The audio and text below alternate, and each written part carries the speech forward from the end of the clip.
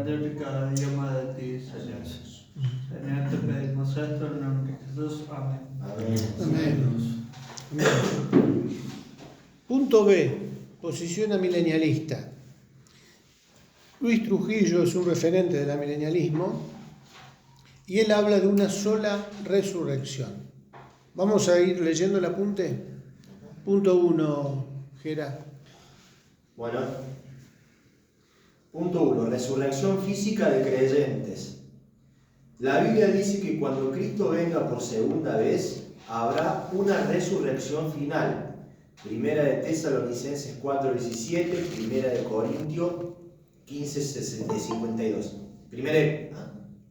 ¿La hablaste? ¿No? Perdón. Así que vemos que cuando Cristo venga, habrá resurrección física de los muertos. Ya hemos visto que la resurrección física ocurrirá cuando Cristo venga.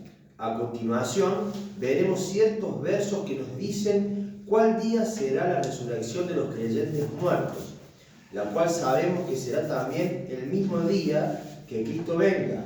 Juan 6, 38, 40, 43 y 44, 54, 11 y 24. Aquí encontramos que de acuerdo a Jesucristo, dos cosas son reales. 1. La resurrección física y corporal. 2. Tomará lugar en el día final. Esta resurrección física del cuerpo en el último día es para los creyentes. Pero Jesús también nos dice que no solo los creyentes resucitarán en el último día, sino que también los incrédulos serán resucitados en el último día para ser juzgados por desechar las palabras de Jesús. Si miramos este próximo verso, veremos que esto es cierto. Bien.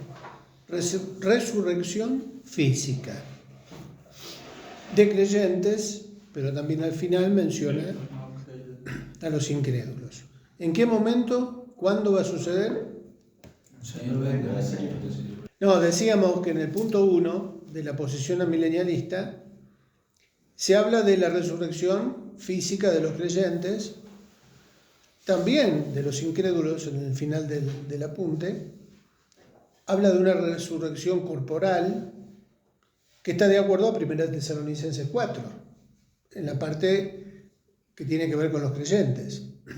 ¿Y que eso cuándo va a suceder? Cuando venga el Señor por segunda vez. Y habla del último gran día, el último día.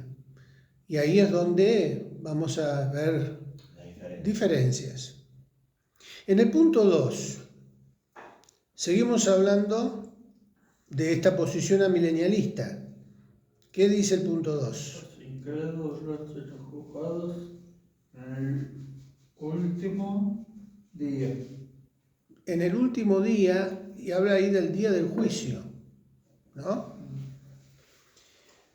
A ver, estamos en el punto 2. El mismo día en que los justos resucitan también los injustos, los que desechan a Cristo, lo cual lo indica el hecho de que serán juzgados ese mismo día. Juan 5:28 y 12:48. Vamos a Juan 5:28. ¿Qué dice Juan 5:28? El primero que lo tenga y vayan buscando también. No os maravilléis de esto, porque vendrán horas cuando todos los que están en el sepulcro oirán su voz. 29. Y los que hicieron lo bueno saldrán a resurrección de vida, mas los que hicieron lo malo a resurrección de condenación. Bien, acá Jesús es claro y habla de que en aquel día, porque vendrá hora cuando todos los que están en el sepulcro oirán su voz. Todos los que están en el sepulcro oirán su voz. No hay diferencia acá de creyentes e incrédulos. Dice todos. Y los que hicieron lo bueno saldrán a resurrección de vida, mas los que hicieron lo malo a resurrección de condenación. O sea que en ese mismo día, en un mismo evento de resurrección, resucitan los justos y los injustos. Unos van para un lado, otros van para otro. Pero acá lo está mostrando en un mismo día. En el otro texto de Juan también, 12:48. ¿qué dice? El que me rechaza y no recibe mis palabras, tiene quien le juzgue. La palabra que he hablado, ella le juzgará en el día postrero. O sea que va a haber un juicio. El amilenialismo, lo que pasa es que todavía nos falta todavía más curso para conocer algunos detalles más de la posición amilenialista. Sostiene que es todo un mismo evento. No hay separación de años entre una resurrección y otra. El premilenialismo, como habíamos visto, muestra la resurrección de los creyentes. ¿En qué momento? Arrebato. En el arrebatamiento. ¿Qué sucede en el arrebatamiento? ¿Quiénes son arrebatados? La iglesia. La iglesia, los santos. Los que están vivos y los que murieron en Cristo. Hace una diferencia entre los creyentes que murieron. Cuando el Señor venga y se produzca el arrebato, ellos van a subir, van a ascender a las nubes para recibir al Señor en el aire. O sea, no van a estar sobre la tierra, sino sobre las nubes. Y después el premilenialismo sigue enseñando que esto va a suceder cuando 7 años antes de La que, tribulación. claro. En la semana 70 es. Pero para el premilenialismo los incrédulos no resucitaron. No. ¿Se acuerdan? ¿Cuándo resucitan los incrédulos? ¿En el juicio? El final del milenio. Al final del milenio. Juicio del trono blanco. Antes del milenio resucitan los creyentes, después del milenio resucitan los incrédulos. Hay una gran diferencia. Para el milenialismo es todo un mismo evento. Y están los textos bíblicos que acabamos de leer, especialmente el de Juan 5. ¿Y el milenialismo, Ricardo, cómo lo divide el tribunal de Cristo y el trono blanco? Sí, Lo divide. sí. El tribunal de Cristo, ¿para quién es? La iglesia. Para los creyentes, para la iglesia. ¿Con qué propósito? Recibir recompensas. En cambio, el juicio ante el gran trono blanco, o el juicio final, ¿qué propósito tiene? El condena. Condena eterna. Dictar la condena, la sentencia final para los incrédulos, y después de ahí, ¿a dónde van? Al lago de fuego. Al lago de fuego. ¿Hay diferencia o no hay diferencia entre una posición y otra? Mucha diferencia. Mucha diferencia. Mucha diferencia. ¿Dónde andamos? Estamos en la resurrección. Sí, punto 2. El punto 2. Los incrédulos serán juzgados en el último día, el día del juicio.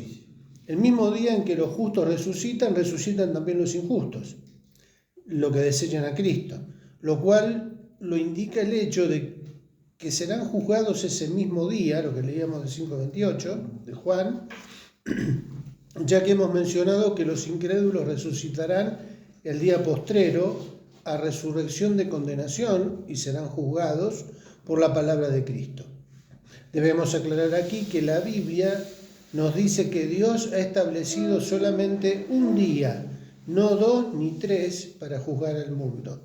¿Cuál es entonces la primera resurrección? Fabio, ¿cómo anda para leer? Si la resurrección física y corporal en el día postrero incluye tanto los justos como los injustos, y esta es la resurrección final, entonces, por obligación, no puede ser esta la primera resurrección, pues no hay más resurrecciones después de esto. Debe haber entonces otra resurrección antes de esta, a la cual se le puede llamar primera resurrección, y que incluya solamente aquellos que pueden ser llamados bienaventurados y justos. En Apocalipsis 20:5b se nos dice que esta primera resurrección es sola únicamente de los justos, y se nos dice que son bienaventurados los que tienen parte en ella, porque la segunda muerte no tiene poder sobre ellos. Nos queda entonces hacernos las siguientes preguntas. ¿Habla la Biblia de alguna otra resurrección antes de la venida de Cristo? ¿Cuál es esta primera resurrección que es solamente para los santos? A continuación daremos contestación a estas interrogantes. La primera resurrección es la que según la Biblia permite a los que experimentan el ser librados de la muerte segunda. Sin haber pasado por esta primera resurrección, ningún hombre puede librarse de condenación del lago de fuego. Apocalipsis 20, 5, C, 6. Esta resurrección tiene como característica esencial el que se le permite a aquellos que participan de ella estar con Cristo como reyes y sacerdotes para Él por 1000 años y los libra de la segunda muerte. Algunos de los que participan de esta primera resurrección reciben facultad para juzgar. Apocalipsis 20, 4, 6. ¿Sigo? Dale. La Biblia habla de una resurrección que ocurre al momento de la salvación. Esta resurrección es espiritual, pero es llamada resurrección.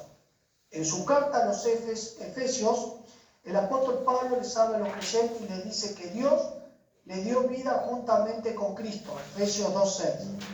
Esta resurrección usa exactamente las mismas palabras y conlleva la misma idea de lo que se menciona en Apocalipsis 20, 4, 6. Después de hacer esta comparación, nos podemos hacer esta pregunta. ¿Será esta la primera resurrección? Contestamos que no puede ser otra, sino en realidad esta es la primera resurrección de los creyentes. El que no pase por ella sufrirá el castigo de la muerte eterna, la muerte segunda.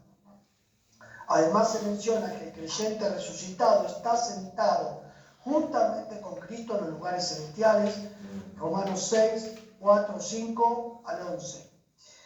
El apóstol Pablo nos habla acerca de la resurrección que ocurre en cada creyente al momento que reciba a Cristo. El bautismo del Espíritu Santo, 1 Corintios 12, 13, une al creyente a Cristo y le da vida, lo resucita, para que ande en vida nueva, vida espiritual. El apóstol dice que debemos de considerarnos vivos para Dios. Así que concluimos con la primera resurrección, es el nuevo nacimiento. Juan 5:24.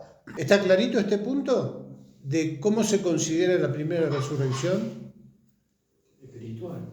Y sí, cuando nacemos de nuevo. Espiritual. El nacimiento de parte Espiritual. Lógicamente, Además, el bautismo habla de eso. está claro eso, ¿no? El que es resucitado por haber creído en el Señor, que pasa de muerte a vida, la segunda muerte no lo va a afectar. ¿Está claro eso? Bueno, lo que pasa es que también hay otra postura que dice de que hay una primera resurrección para explicar el pasaje de Apocalipsis en donde Juan ve a mártires, aquellos que murieron martirizados y que fueron resucitados, y que son los que ve Juan clamando por venganza, porque la sangre de los mártires sean vengadas. ¿Y se acuerdan cuando hablamos de los que resucitaron cuando Jesús muere en la crucifixión? Hay otra postura que dice que esos que resucitaron no volvieron a morir. Esos que resucitaron el día de la muerte del Señor, sí, después volvieron a morir, pero fueron resucitados y forman parte de eso que vio Juan también en Apocalipsis. No resucitaron carne y hueso, sino el alma. El alma. igual muy especulativo, ¿no? Sí. O sea, por eso digo, acá qué es lo que... El único que resucitó de carne y hueso es el Señor. Claro. Los otros no. Por eso, acá está claro Lázaro. el caso de Lázaro, Claro, pero vuelve vuelve a morir, pero El Dios que resucitó y no murió más. A eso el me- primero, las primicias, cuando se refiere a Jesús como el primero que resucita para no volver a morir, se refiere a él como el primero. ¿Vamos bien hasta ahí? Pero ¿vieron cómo se va bifurcando la cuestión? Ahora, sí es cierto que la primera resurrección, entonces, ¿cuál es? El nuevo nacimiento. El nuevo nacimiento tiene que ver con una resurrección espiritual. Y la segunda muerte se refiere a qué tipo de muerte. Corporal.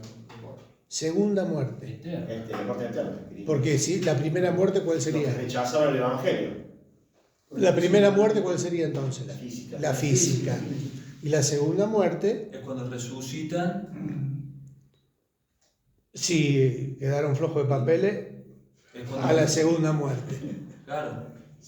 Si Cuando tiene segunda muerte resucitan. porque nunca hubo primera. Para tener una segunda muerte tenés que resucitar. Claro, por eso, Ya moriste en la primera. Resucitás para el juicio y volvés a morir. esa es la segunda muerte. Esa es la segunda muerte. Bien. Seguimos, Fabio, con el párrafo que sigue. Ahí va. Cuando el creyente se convierte, la Biblia nos dice que ha sido muerto y resucitado con Cristo. Romanos 6:5. Que ha pasado de muerte a vida y no vendrá a condenación de la segunda muerte. Aunque Cristo murió hace cerca de 2000 años, cada vez que un creyente nace de nuevo, éste se relaciona a la muerte y resurrección de Cristo como si hubiera estado presente cuando el suceso ocurrió. De la misma manera, cuando Cristo se sienta en el trono celestial después de subir al cielo, los creyentes también están espiritualmente sentados juntamente con Él desde ese momento. No importa cuándo se han convertido, Efesios 2:5. De la misma manera, el mensaje de Apocalipsis 20 nos deja ver la realidad de que aquellos que mueren y cuyas almas van a estar con Cristo por haber nacido de nuevo, primera resurrección, toman parte de este reinado por 1000 años. Es decir, por la totalidad del reinado desde que éste comenzó en la ascensión hasta que termine la segunda venida. Solamente los que fueron partícipes de la primera resurrección, nuevo nacimiento, pueden tener parte en este reinado con Cristo. Y son bienaventurados y santos, la muerte segunda no tiene potestad sobre ellos. Bien. Fíjense cómo dentro de este punto de la resurrección van apareciendo otros condimentos del amilenialismo. ¿Se dieron cuenta del párrafo que dice Efesios? De la misma manera, el mensaje de Apocalipsis 20 nos deja ver la realidad de que aquellos que mueren y cuyas almas van a estar con Cristo, por haber nacido de nuevo, primera resurrección, toman parte de este reinado por 1000 años. Es decir, por la totalidad del reinado desde que éste comenzó en la ascensión hasta que termine en su segunda venida. Entonces, ¿qué está diciendo Estamos acá? reinando ahora. Que estamos reinando ahora y que Jesús ya está reinando y por lo tanto este es el milenio. ¿Se dieron cuenta? Pero más o menos vieron como acá dentro de este punto de la resurrección mete esto de que Jesús ya está reinando desde la ascensión y que por lo tanto nosotros también estamos reinando con Él y que este tiempo tiene que ver con el reinado del milenio. Acuérdense que para el amilenialismo el milenio no son 1000 años literales, es un periodo indeterminado de tiempo. Cuando Él asciende, viste que le dice, toda autoridad me fue dada en el cielo y en la tierra. Me dio autoridad en la tierra, dice. Vayan, como que está reinando en la tierra. Jesús, Y la iglesia, para través de la iglesia. posición amilenialista. Sí. Porque los va a interpretar de otra forma Claro. Bueno, el premilenialismo, ¿cómo interpreta eso? el reino de los cielos se Que es acerca. espiritual. Sobre el milenio. ¿Qué cree bueno, lo que pasa Que es literal y que es como político. y que cuando Jesús reine, si reina sobre la tierra, ¿cómo va a ser su reinado? ¿Perfecto o imperfecto? Perfecto. Perfecto. ¿Las naciones se le van a sujetar o no? Sí. ¿Las naciones hoy le están sujetas a Cristo si está reino? O sea, por eso... Pero vos estás comparando no la Biblia, una posición contra otra. Sí, una posición contra otra. Eso. No quiere decir que el premilenialismo tenga razón. No, Estamos viendo las diferentes posturas. Por eso estamos viendo ahora la amilenialista. El premilenialismo Claro, rebate con eso. rebate con eso. Claro. ¿Se dan cuenta? Y la línea de tiempo del amilenialismo que tenemos ahí muestra el milenio. ¿Vieron debajo de la línea de tiempo? Está la cruz, la ascensión del Señor, el milenio, la llave que está debajo de la línea de tiempo, que comienza con la resurrección y ascensión del Señor. ¿Vieron que ahí aparece la resurrección de los mártires? No física. Ese es un detalle del Como que amilenialismo. están en el espíritu arriba, Claro, como todos los que mueren. claro. Después aparece el regreso de Cristo, batalla de Armagedón, y en ese mismo evento resucitan todos y viene el juicio final. Dentro de todo, el amilenialismo es la más simple, la más sencilla, la más fácil. A veces me dan ganas de ser Pero tenés que amilenialista. dejar muchos pasajes bíblicos afuera. Para que... Bueno, Yo le digo la más sana. no sé. Pero Pero yo le digo, yo la le que, digo la más que elimina un montón de porque vos problemas. decís que Cristo va a reinar, ¿y dónde va a reinar? Cuando venga literalmente. Sobre- Nosotros ¿dónde vamos a estar? sobre la tierra, Pero nosotros ¿dónde vamos a estar? reinando con él. Pero ¿quién nos vamos a tener familia, hijos? Y se habla, en los detalles que tenemos ahí en los pasajes, es que va a haber una vida Pero no muy, nuestra. muy prolongada, se van a vivir muchos años, se va a restaurar la parte ecológica del planeta, Ahora yo digo para no qué. va a haber más guerra. Yo pregunto, ¿para qué? Es muy volado yo, eso. sí, yo. Es voladísimo. No es que no soy premilenial.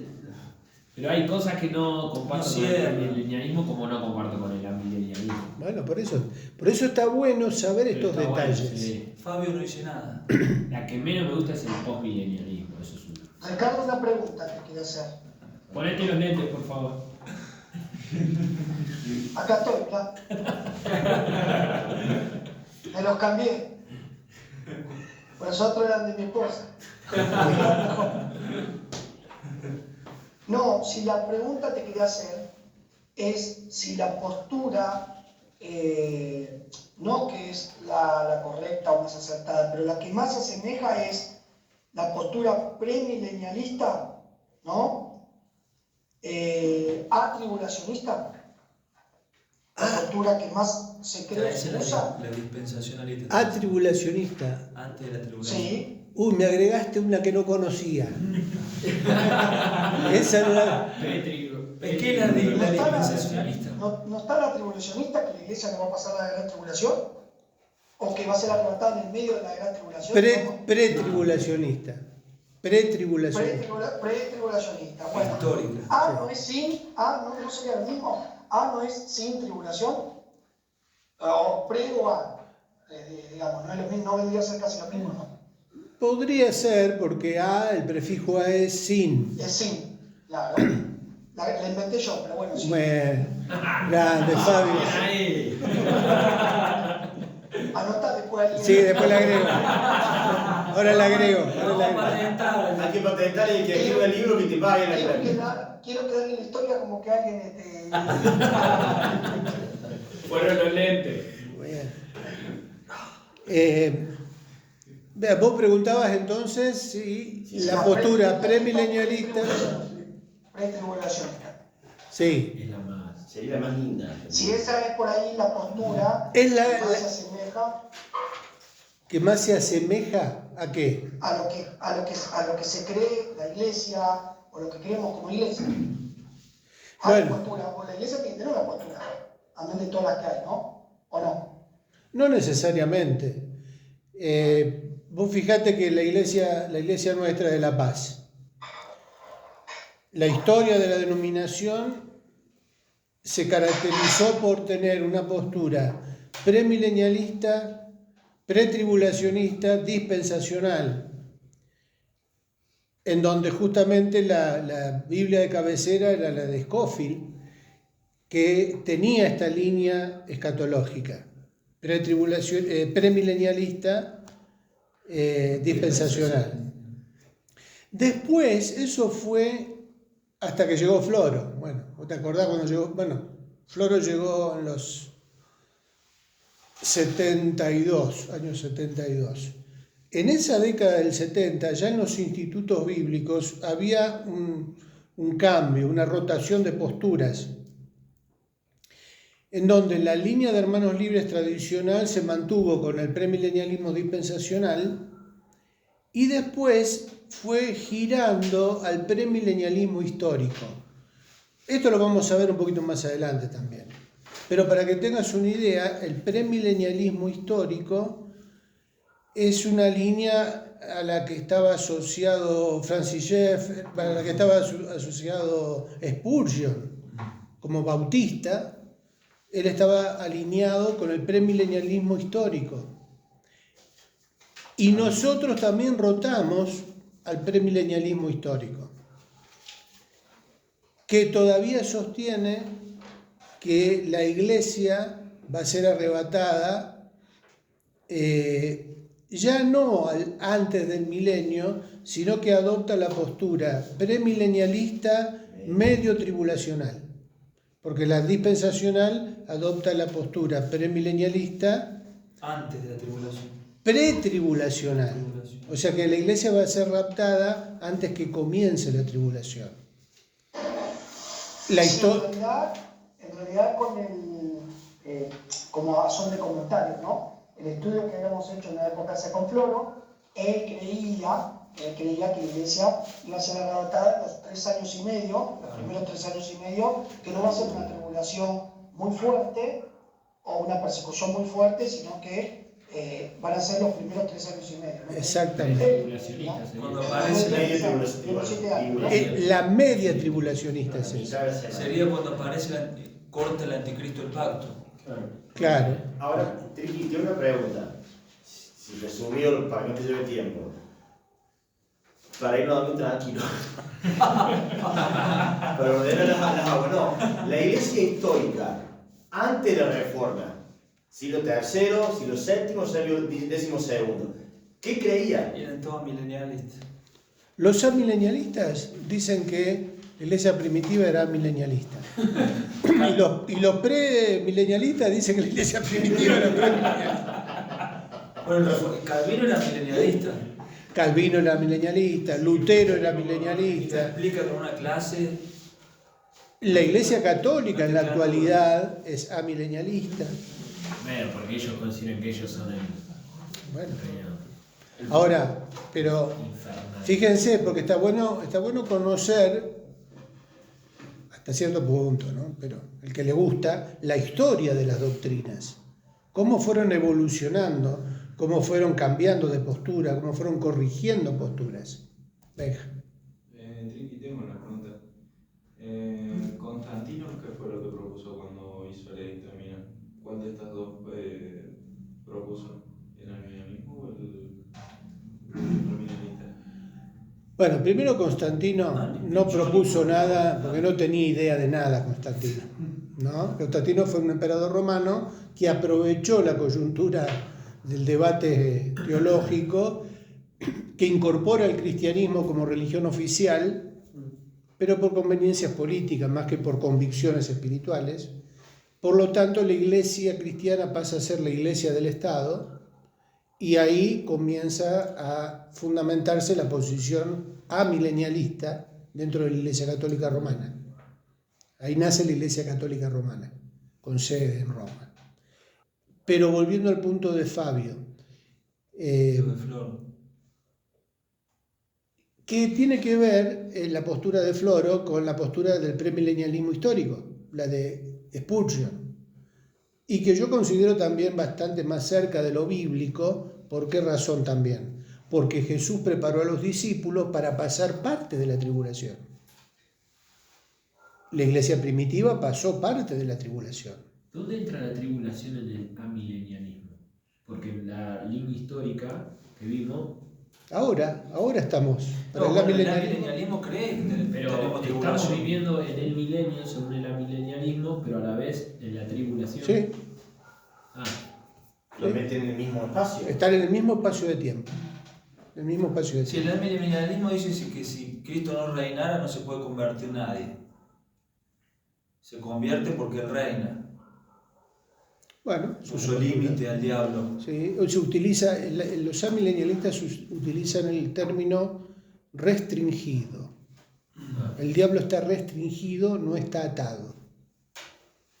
Porque si estaría No está atado en el sentido total, una atadura que le pone un límite total, sino que está limitado, restringido. Hay entre Schaffer y Pentecost en las dos líneas, los dos son premilenialistas. Los dos son premileniales. ¿Y qué es lo que cambian en ellos? Las resurrecciones. Las resurrecciones porque la dividen Claro. en dos. Sí, Pentecost dividen. siete, una locura. Terminamos con la conclusión, vamos a leer la conclusión. Que acá hay algunas cosas interesantes también. La Biblia enseña que todos los seres humanos van a resucitar, unos para vida y otros para condenación. El premilenialismo enseña que el destino del hombre es un destino eterno, sea en el cielo o en el infierno. Un sector del amilenialismo enseña que los condenados serán aniquilados. No sufrirán un castigo eterno, sino que dejarán de ser.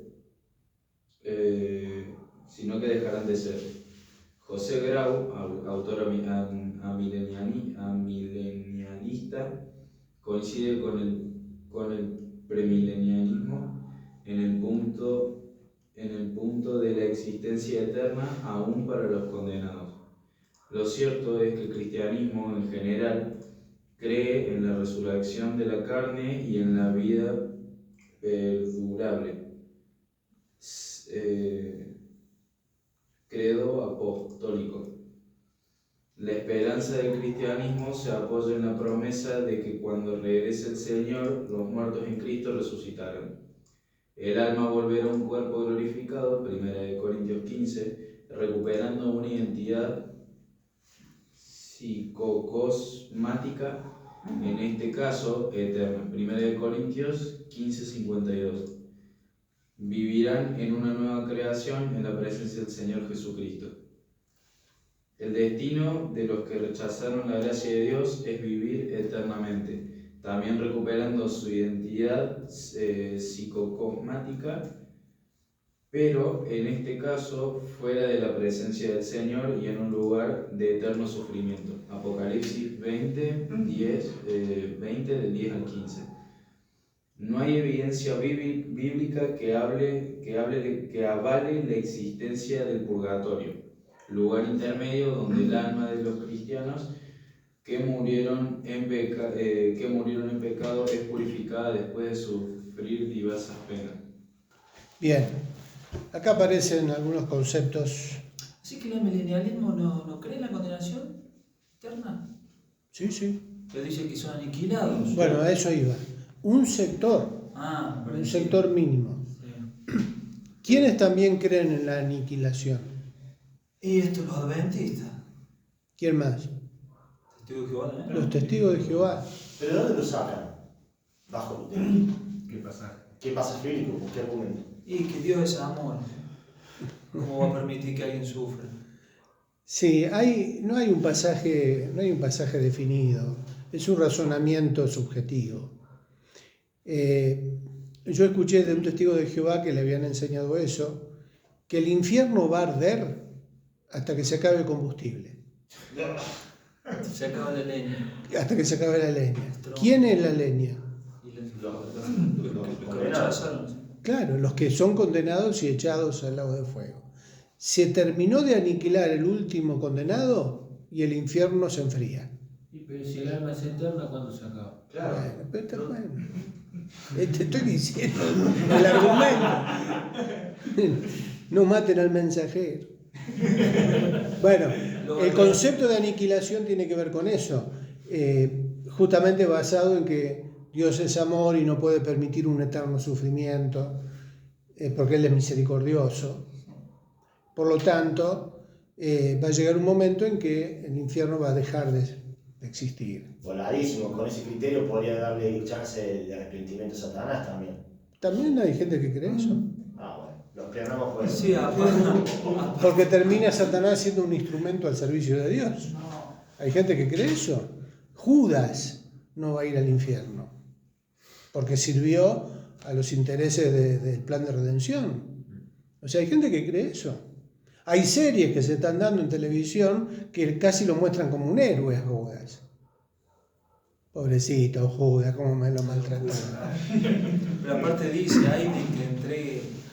Bueno, ahora, José Grau, que es una autora milenialista, Teólogo. coincide con el premilenialismo en el punto de la existencia eterna. Es una milenialista que sostiene Existencia eterna. la existencia eterna tanto para creyente como para incrédulo. Ah, está. Lo cierto es que el cristianismo en general cree en la resurrección de la carne y en la vida perdurable, lo que aparece en el credo apostólico. La esperanza del cristiano se apoya en la promesa de que cuando regrese el Señor, los muertos en Cristo resucitarán, bueno, todo lo que estuvimos viendo. Al final, el párrafo final habla de que el destino de los que rechazaron la gracia de Dios es vivir eternamente, también recuperando su identidad psicosomática, pero en este caso fuera de la presencia del Señor, y en un lugar de eterno sufrimiento, Apocalipsis 20. No hay evidencia bíblica que avale la existencia del purgatorio como lugar intermedio. Últimamente, la Iglesia Católica dio marcha atrás con el tema del purgatorio. ¿En qué sentido? A ver, ¿cuántos conocen algo de la doctrina del purgatorio? Mientras más ofrenden, el alma, digamos, va a dar un toque más arriba, según lo que ofrenden. Según lo que ofrenden en las misas por los muertos. La misa también está relacionada con eso, ¿no? Con clamar o rogar por el muerto que está ahí. En la misa por los muertos. Hay, al final de las misas había como si fueran los avisos, ¿vieron? Después de la reunión, había una mención, una intercesión o una oración intercesora por los muertos Para que salgan pronto. previo pago. Por eso los reyes. Para que salgan pronto. Para que dure menos su tiempo en el purgatorio y puedan pasar de ahí al cielo. Ahora, toda esta práctica de siglos de la Iglesia Católica ya fue desapareciendo porque ellos mismos se dieron cuenta que no hay aval bíblico para esa doctrina, salvo en los libros apócrifos, especialmente el Macabeos. Le fueron cambiando, antes pagaban lo vivo por su salvación, ahora para el familia. Ricardo, ¿te puedo hacer una preguntita? Sí. No, Sí. la pregunta con respecto a la línea amilenialista, ¿no? Sí, Según ellos, después de la resurrección de Jesucristo comienza el milenio. Claro, sí. cuando asciende. Bueno, entonces los 1000 años no son 1000 años literales, No, lo que está hablando la Biblia. no. Pero el PRI tampoco. Ajá. ¿O sí?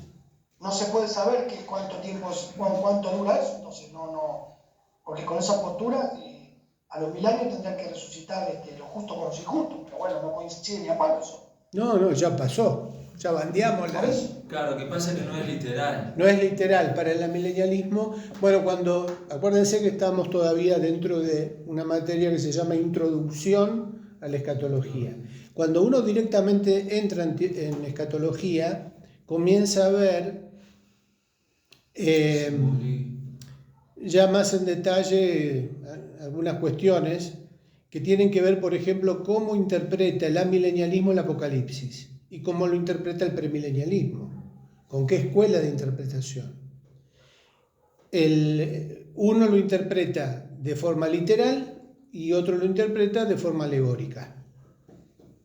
Entonces se alegoriza todo lo que aparece en Apocalipsis como si fuera literal, incluyendo las fechas, esto del milenio y algunas cuestiones que por ahí también el premilenialismo, hasta Israel se lo considera de diferente manera. Bueno, por eso, pero eso ya es escatología, depende de qué de qué escuela de interpretación se utilice para hacer escatología, va a ser la interpretación. Por eso, el amilenialismo toma los 1000 años como qué. Como algo largo. Entonces, ¿qué método utiliza para interpretar Apocalipsis? Alegórico. En cambio, el premilenialismo utiliza un método más literal. Por eso tanta confrontación, porque no cierra. Y también dentro de la interpretación de Apocalipsis hay escuelas, que es una llamada la escuela preterista, la escuela futurista, ahora la escuela alegórica, bueno, también. La escuela preterista, ¿cómo interpreta el Apocalipsis? Y como que ya muchas cosas pasaron. Es que todo lo que está en Apocalipsis ya pasó. Ya pasó.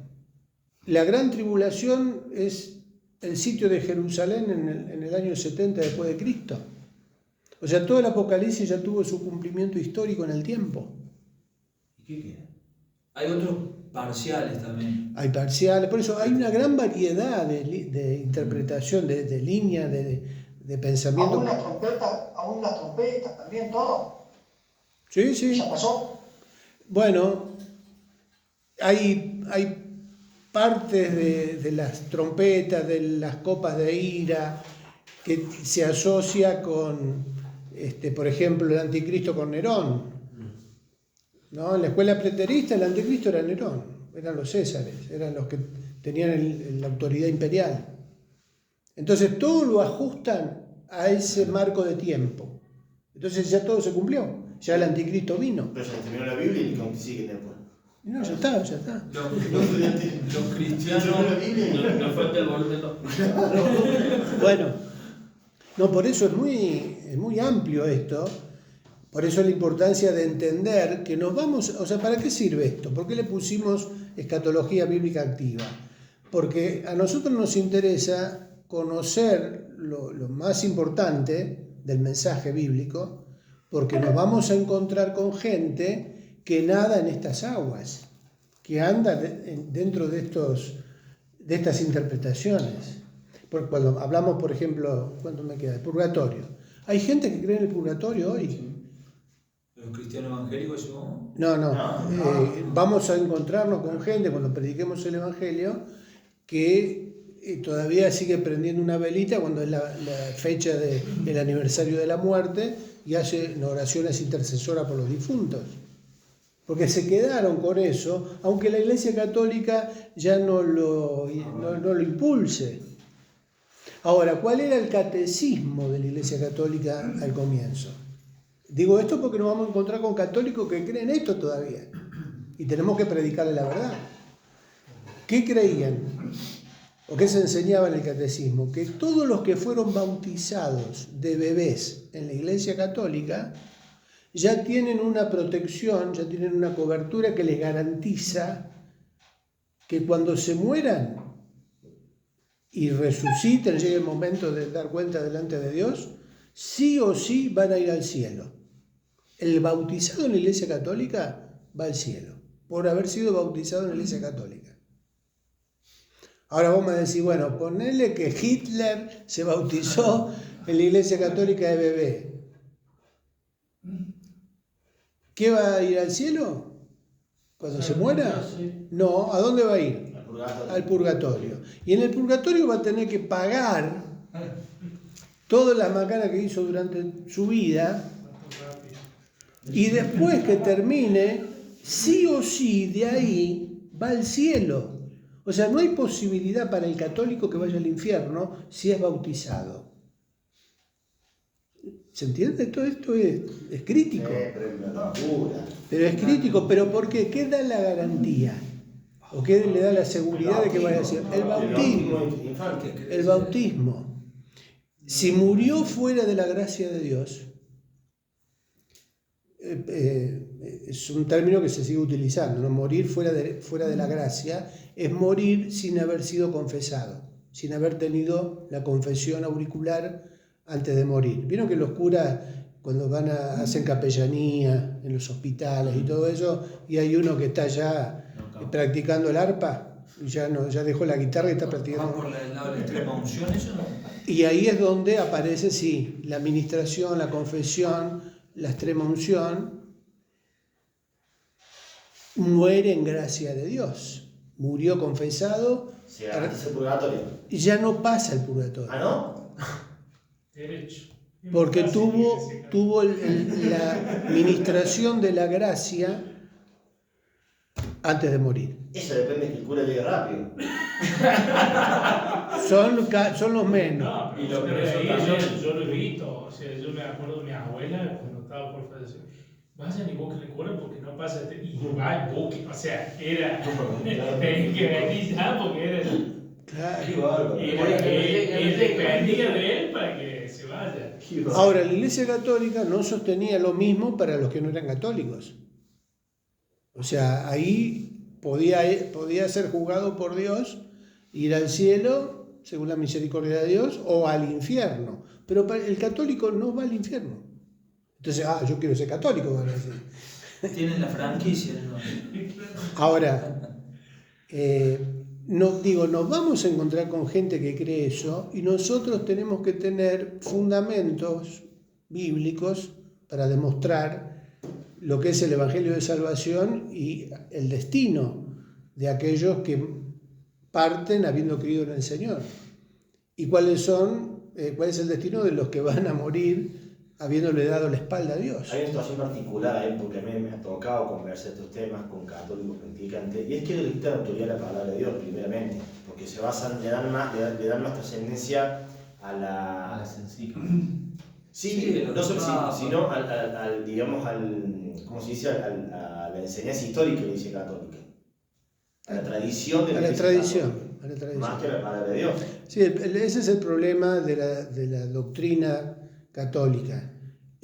Ponen a la misma altura la Biblia, la tradición y el magisterio de la Iglesia. Están en una misma línea de autoridad. Y aún las señales misteriosas o milagrosas, porque justifican ciertas doctrinas porque apareció tal imagen en tal lugar. Dice, no, y ahí está la confirmación de que esto que estamos haciendo está bien. Seguimos la semana que viene con el arrebatamiento. O sea, pasamos por la resurrección o las resurrecciones y ahora vamos a ver el tema del arrebatamiento.